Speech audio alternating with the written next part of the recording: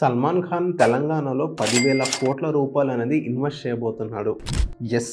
So, ఇప్పుడు 2 months back గనుక మనం చూసుకున్నట్లయితే మన సీఎం రేవంత్ రెడ్డి సల్మాన్ ఖాన్‌ని కలవడం జరిగింది. కలిసిన తర్వాత ఇప్పుడు ఈ 10,000 క్రోర్స్ ఎక్కడ ఇన్వెస్ట్ చేయబోతున్నారంటే ఇక్కడ ఒక గోల్డ్ ఫోర్ట్ గానీ, రేసింగ్ గానీ, లగ్జరీ రెసిడెన్షియల్ ఏరియాస్ గానీ, ఇంకోటేంటంటే ఓటీటీ ఫిల్మ్ మేకింగ్ గానీ, మొత్తం వరల్డ్ క్లాస్ థియేటర్స్ కానీ ఇక్కడ అనేది సల్మాన్ ఖాన్ అనేది ఇక్కడ బిల్డ్ చేయబోతున్నారు.